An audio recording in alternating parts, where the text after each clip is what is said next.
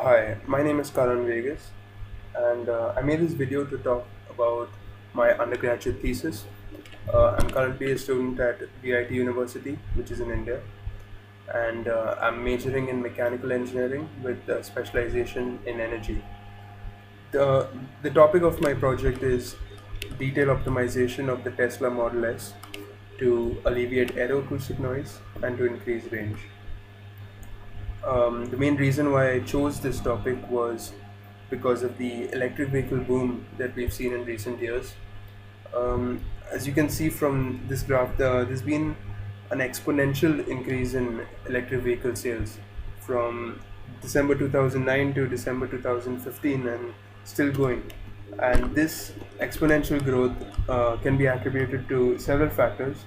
For example, the steady increase in fuel prices, stricter emission norms posed by governments, as well as more awareness about climate change and environmental awareness that is being introduced into our education system.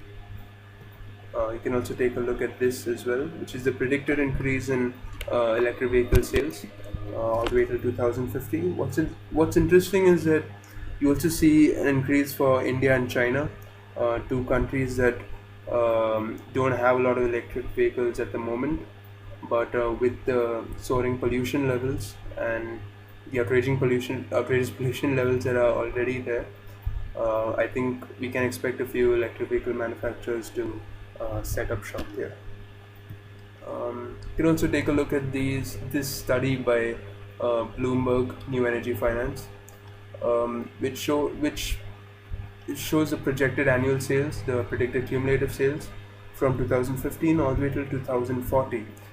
And they state that by 2022, the electric vehicles will cost the same as their internal combustion counterparts. That'll be the point of liftoff for sales. So by around 2022, I think we can expect to see a massive increase in electric vehicle sales, and I think they'll be pretty ubiquitous on our roads. We'll be seeing them everywhere we go. So, two challenges that electric vehicle manufacturers face nowadays are, first of all, inadequate range, increasing the distance traveled with a single charge, that is basically the range or the electric mileage of the vehicle.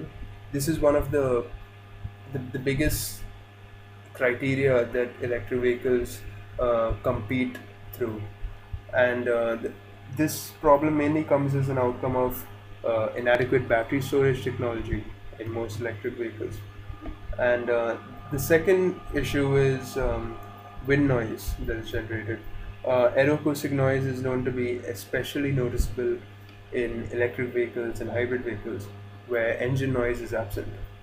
And at speeds above 80 kilometers an hour, the increase in aerodynamic noise is proportional to the order of V to the power 6 as compared to the increase in other noises, which is proportional to the order of V to the power 3, where V is the speed of the vehicle. And this noise is known to originate from sources at various parts of the vehicle at intensities that have been found to vary with numerous factors, especially external shape and vehicle geometry. So, one company that has been really making an effort to move in a sustainable direction and simultaneously changing the landscape of the automotive industry is Tesla Motors, and they've had immense success with their Model S.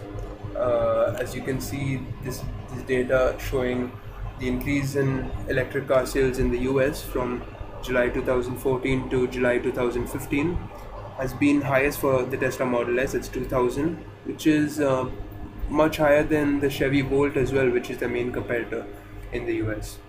And even in Europe, they've seen similar success.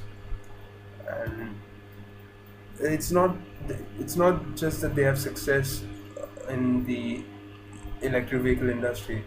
It's also that they've shown success against other luxury vehicles, and that just goes to show that electric vehicles are no longer seen as the golf carts they were once regarded as. And I think that's mainly because of Tesla's sophisticated functionality, the safety features, And one of the main reasons why they've achieved market superiority is because of their advanced lithium-ion storage technology, and because of which they've been able to achieve ranges of much higher than 200 miles. As you can see, this the data of the variants of the Model S, which is available on the Tesla website. So the range is more or less around 250 miles. For the purposes of this study, I've chosen a wind speed of 180 kilometers per hour, which is slightly lower than the top speed of the Model S, which is 210. And it's worth noting that Tesla has taken several measures to optimize the vehicle's exterior details, such as their non-protruding door handles, their underbody diffusers, which are there in most sports vehicles, most luxury vehicles, and a streamlined shape. So some factors that I felt could still further be enhanced were the windshield structure and the side mirror configuration. Gaps in the existing literature: firstly, a failure to significantly alleviate aeroacoustic noise, and also a failure to establish high accuracy in results. So, the main objective of my project is to reduce the drag coefficient, firstly, and secondly, to reduce aeroacoustic noise. Um, Based on my drag coefficients and my projected frontal area, I'm going to be able to calculate the theoretical driven range manually, and based on all these parameters, I'm going to select the optimal configuration of windshield and side mirror geometry. So this is a brief description of my project and the goals. The project involves 3D modeling 6 different configurations, 3 variations of the windshield shape and 3 variations of the side mirror. And after that, I conducted intensive CFD analysis, that's computational fluid dynamic analysis, on each of these configurations. Using the K-Omega SST model, I was able to obtain drag coefficients, I was able to obtain pressure distributions, velocity contours. After that, using the LES model, I was able to obtain acoustic data and sound pressure levels, acoustic spectra. So all these data were examined, and finally the theoretical driven range, as I mentioned earlier, is calculated manually for each configuration. So the computational setup involves firstly using the K-Omega SST model. I use this model basically because it incorporates the advantages of the K-Epsilon model as well as the K-Omega model. So it's got both near field and far field effects included into it. And you can take a look at some of the other settings that I used. After the K-Omega SST model, I shifted to the LES model in transient, and using the fractional step scheme with non-iterative time advancement. And the Fox-William and Hawkins, which can be abbreviated as the FWH formulation, is used to obtain acoustic data from FFT transformations. And there were 2 receivers that were placed, 2 acoustic receivers. One was near the A pillar, and the other was near the C pillar of the vehicle. And the source that is chosen is the model body, or the vehicle body. So this is my geometry description. So these are drafts of the Model S that I was able to obtain from the internet, and using these drafts, using the front view, the top view, the side view, and the rear view, I was able to trace several 3D curves in SolidWorks, and using those 3D curves, I was finally able to create one continuous surface body. That is what you're looking at right now. And as you can see, a lot of the sharper contours and a lot of the geometric intricacies, such as the headlights, the door handles, some of the window window edges, some of the fog lamps, the indicators, and so on. They've been smoothened out, and this is mainly done to prevent these intricacies from having any influence on the flow structure. So the three windshield designs that I implement, the first design is unmodified. It's the actual windshield geometry that is there in the Tesla Model S. So the unmodified geometry has an inclination of about 25.5 degrees and a slight curvature. The first modification that I made is simply reducing the angle of inclination to 20 degrees, and the second iteration involves increasing the lateral curvature in addition to that reduced inclination to 20 degrees. Next, you can take a look at the side mirror, this photograph of the side mirror of the Model S, and you can see how there's this triangular wedge connecting the side mirror to the A-pillar, and through this wedge-like piece, most of the electric and hydraulic connections pass, which are used for performing its positioning and anti-fog capabilities. And so the default configuration of the side mirror firstly was modeled as you can see over here. It's kind of a partial ellipsoidal cylinder that's attached to the A-pillar via the triangular wedge. So the first modification that was made was giving fillets to the outer and inner edges. The fillets were for 1 centimeter radius, as well as most importantly, an airfoil-like cross section that was given to the triangular wedge. And for the third configuration, I changed the angle of the inclination angle of the mirror. I reduced it from 47 degrees to 39 degrees, and the fillets as well were of slightly different radii due to some limitations because of the change in inclination. So moving on, the mesh description. So the meshing was performed on ICM CFD. As you'll be able to observe, a lot of face sizing, a lot of body sizing was employed to refine the mesh at various regions where I felt it was necessary. The element size near the wheels and the side mirrors is 0.03 meters, and the growth rate was kept as default, that's 1.2, and the elements grow to a maximum size of 1.5 meters far away from the body towards the edges of the boundaries of the enclosure.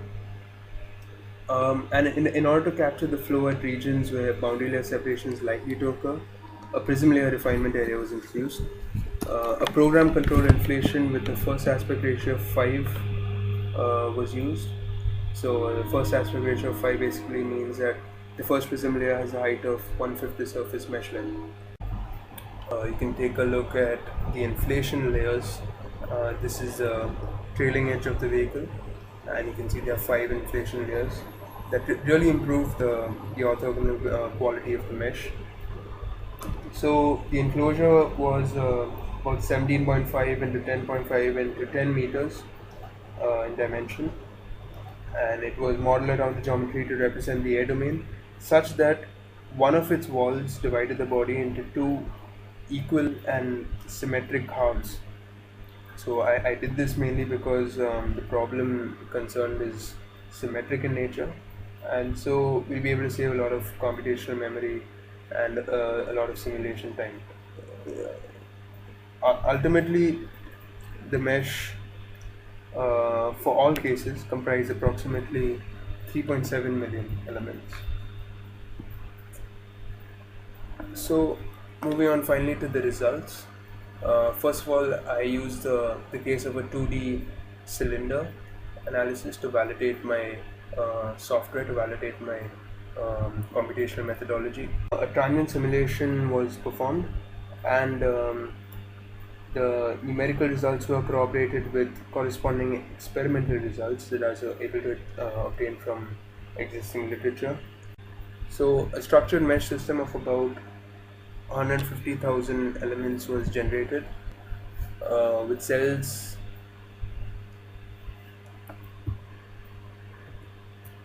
So a structured mesh system of about 150,000 elements was generated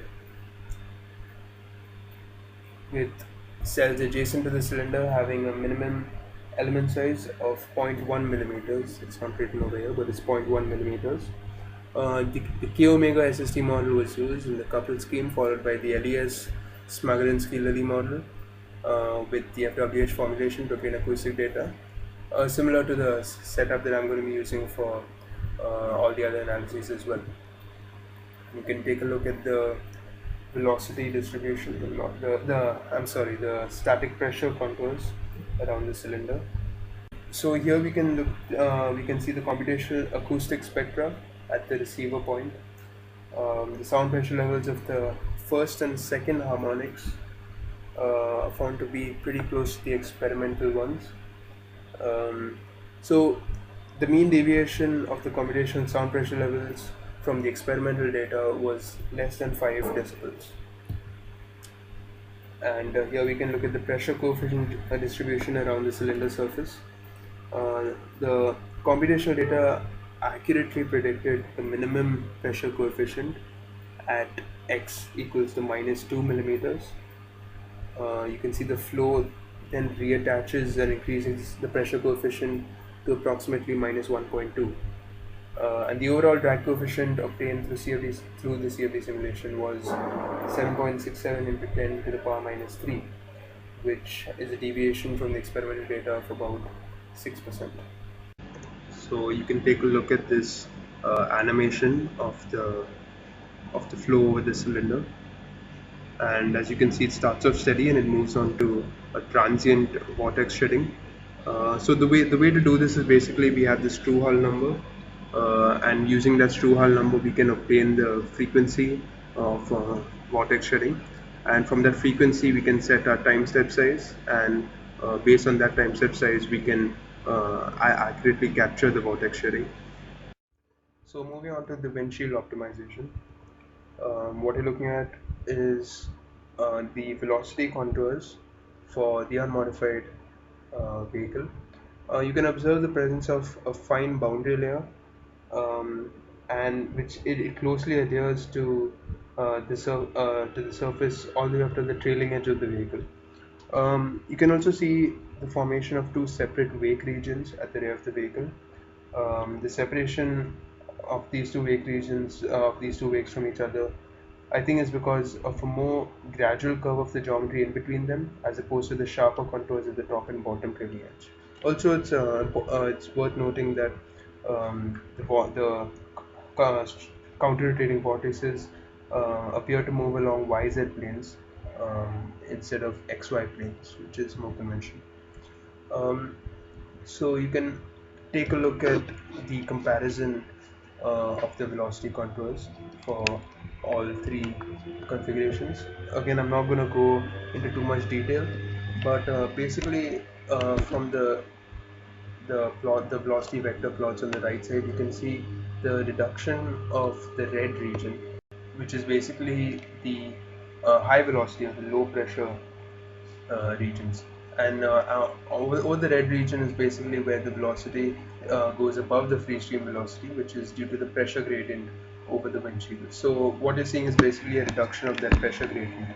Also, you can see the confinement of the stagnation region represented by the blue portions. Uh, that stagnation region is being confined towards the center of the windshield. Um, the most convincing evidence, in my opinion, is the quantitative data that we can obtain. So in this case, we have the drag coefficients. As we expected, it decreases for each iteration, for each modification. So for the unmodified windshield, it's 0.232, which goes to 0.227 and 0.219. The acoustic results. So basically, receiver 1 or R1 was placed near the A pillar, while receiver 2 or R2 was placed near the C pillar. The sound pressure levels again show strong correlation with the drag coefficients. decreasing with each iteration. And also you can see for R2 it's higher than R1. This probably because of an acceleration of the flow over the extent of the roof all the way to the trailing edge. So this is one of several acoustic spectra that I had extracted, which is basically a plot of sound pressure level in decibels against frequency in hertz, and the peak sound pressure levels is what we are using for our final results. Moving on to the side mirror optimization. So first of all, for ease of explanation, the four main surfaces of the side mirror have been named as P, Q, R, and S. So in all the side mirrors, I'll say the flow meets two obstructions. One is the triangular wedge that we have, and one is the side mirror. So uh, again, I'm not going to go into too much detail, but you can see in the unmodified side mirror, there's the red portions, which correspond to pressures above 600 pascals that seem to spread over a wider region than those for the second configuration. And in the second configuration, there's a reduction in pressure gradient, which is mainly due to the airfoil cross section. So the pressure gradient reduces from 1600 pascals to 400 pascals over the triangle wedge section. And the third simulation actually revealed unanticipated results. We expected the flow to smoothen out due to the reduced inclination, but that the increase in the area of surface Q actually diverted the flow outwards, and also because of an increase in projected area in the third configuration, I think the wake structure seemed to actually increase the volume of the wake structure. And you can take a look at the drag coefficients. So the experimental value of the drag coefficient of the Tesla Model is 0.24, which has been claimed by Tesla themselves. And so we've got 0.243 for this side mirror, and less than 0.24 for the windshield, obviously. And so it decreases significantly to 0.228 and increases again to 0.24 for the third iteration. So we also have the acoustic results, as you can see over here. Moving on to the calculations of theoretical driven range. So basically using this formula and ignoring several parameters. So some of the parameters can be assumed to be constant for for every configuration. So some of these include the velocity, the air density, the weight of the vehicle, tire coefficient, and so on, as well as several electric parameters. The only factors that change are the drag coefficient and the projected area. So you can also take a look at this correlation range, which is basically uh, inversely proportional to the energy consumption used to tackle air resistance, and therefore is inversely proportional to factors like the drag coefficient, density, area, distance, and velocity. So you can take a look at this table, which shows how velocity is constant, density is constant, and now we have our actual drag coefficient value, it's 0.24, and we have our theoretical values. So based on that, we can get an error percentage, and applying this error percentage to the actual range, which we have assumed as 150, we obtain a theoretical range, and that can be extrapolated to get the theoretical range for all the other configurations. Now, it doesn't really matter that we've taken 150 or whether we've taken 120 or 200 miles for this case. Basically, the percentage increase in range is what matters and that is what is going to change for every velocity. So, in conclusion, I've plotted the sound pressure levels against drag coefficient, and you can see that the optimal configurations are the third case for the windshield and the second case for the side mirror, which have lowest drag coefficient and lowest sound pressure level. I've also plotted the sound pressure level against the percentage increase in theoretical driven range, and similarly you can see that the cases on the bottom right of the graph are seen to be optimal. Reducing wind-induced noise and increasing range of utmost urgency in the EV industry.